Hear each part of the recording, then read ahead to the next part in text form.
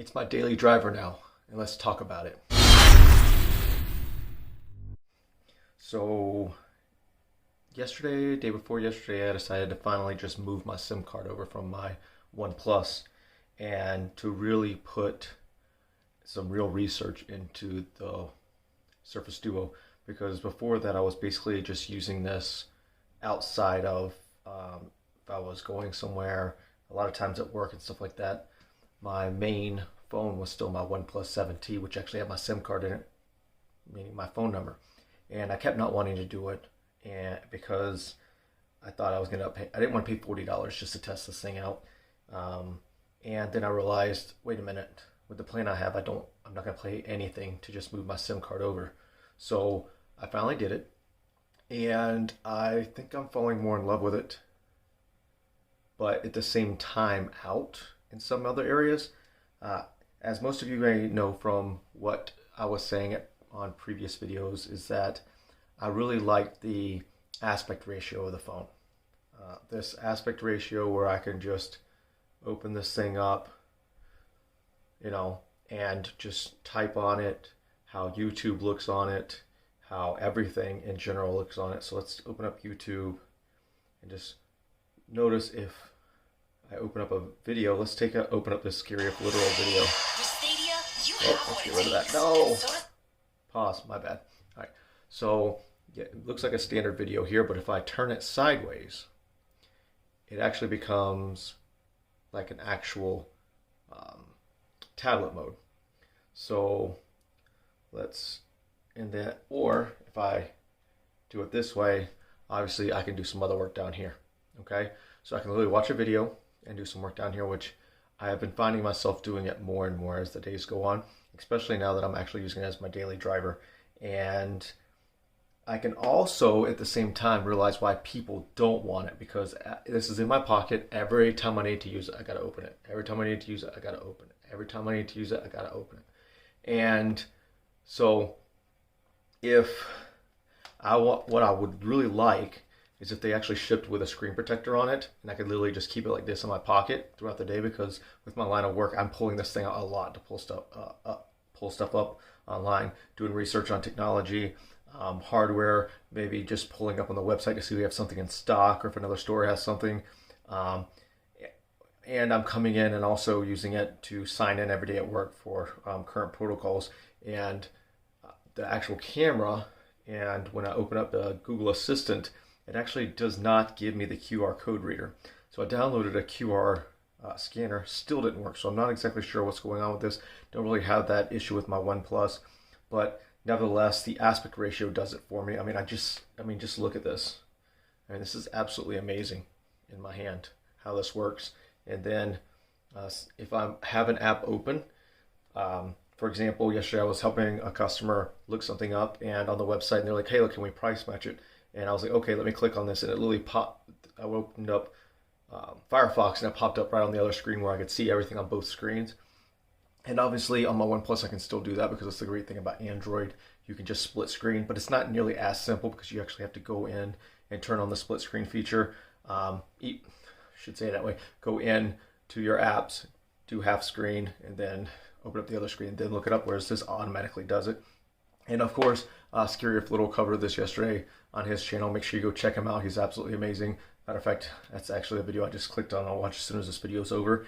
And he covered in Android 12 where they're going to be doing dual apps. So you'll basically be able to create, when you open up your task manager, your different apps, you have a section where you click on it and it's apps pinned together already. That's going to be really, really nice. I'm not sure if that's really going to take the place of something like this, but realistically, it's definitely the future. As you guys can see, I'm still having the same issue where the blue is not, I still don't know where it comes from. It wipes off, but I just don't understand why. I'm not sure what this texture is or what this is right here that they have used the material, but for some reason, obviously here's the fingerprint scanner, here's your power and your volume. And then right here, it discolors really bad. Obviously, and then right here where the actual logo is, it does smear quite a bit, but it wipes off too. I'm not sure if it's gonna zoom in there correctly. But like I said, it's been my daily driver now, and The other thing is I definitely, I'm not sure why. While OnePlus 7T has an 855 plus with 8 gigs of RAM, this is an 855 with 6 gigs of RAM, so there shouldn't be much of a difference, but you could definitely feel sometimes where there's still some glitches, some delays with programs open. Matter of fact, desktop launcher. Um, and in general, make Android look like Windows. Wow. Oh, that's just another app. Okay, he's covering. Okay, I was like, wait a minute, do I need to do another video? Now, the other thing I kind of want to talk about is Windows 10X mode. And I'm not sure if I brought this up in my last video, but Windows 10X is coming out, and it's basically Microsoft's version of Google Chrome OS, or obviously what you're getting on Mac OS now that they're on the M1, where you're basically just limited to apps. And full x86 platform apps are, I mean, you'll get x86, but I don't know if they're going to be 32 or 64-bit. I'm still want to see and test it out. I'm really curious if Windows 10X is going to run as smoothly as Chrome OS, because Chrome OS obviously can run on a Pentium, a Celeron decently well, and then on an i3, it's just absolutely balls to the wall amazing. You give that thing 8 gigs of RAM and an i5, and it's going to compete with even Surface Books, which I'm a huge fan of and I think are the best laptops in the industry, but they're pretty close.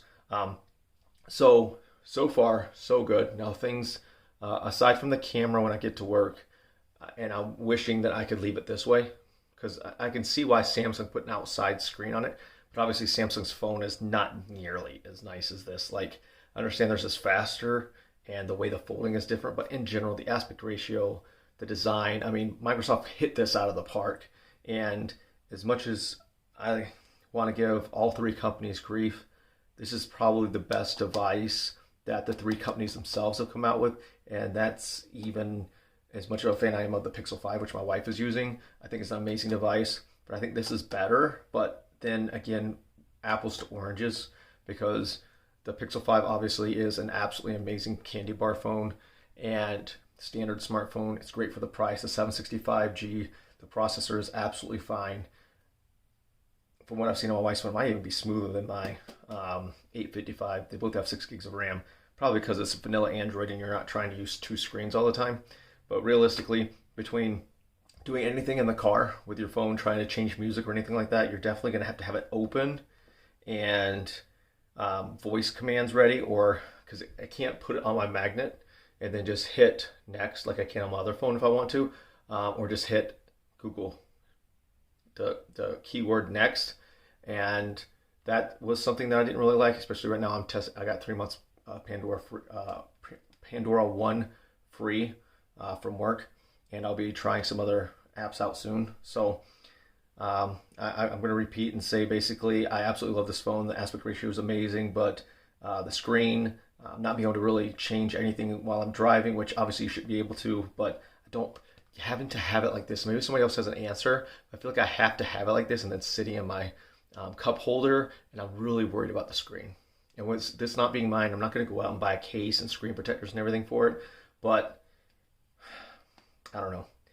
But this thing is just absolutely amazing, and people just every time they see this, if they don't say anything, you can still kind of see them looking at the phone, because like I said recently, this is my daily driver, on top of the fact that I use this is my phone I use at work even when I didn't have the SIM card, and people just kind of look at it and they're like, what is that? Because the advertising is absolutely terrible, and it's a super ultra premium prosumer phone, so nobody really is looking at it. But I'm going to continue to highly recommend this device from day-to-day use. People that want to be productive, people that want to take notes, and whether it's my day trading and I have my videos open, or Fidelity or whatever open, and then writing notes down here, it's just absolutely amazing.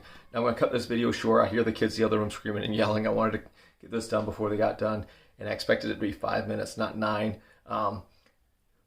Let's talk about it in the comments. Tell me what you're thinking. What do you think about Windows 10X mode? What do you think if they actually put Windows 10X mode on the phone? Like when you docked it, you could use this as a Windows 10X device.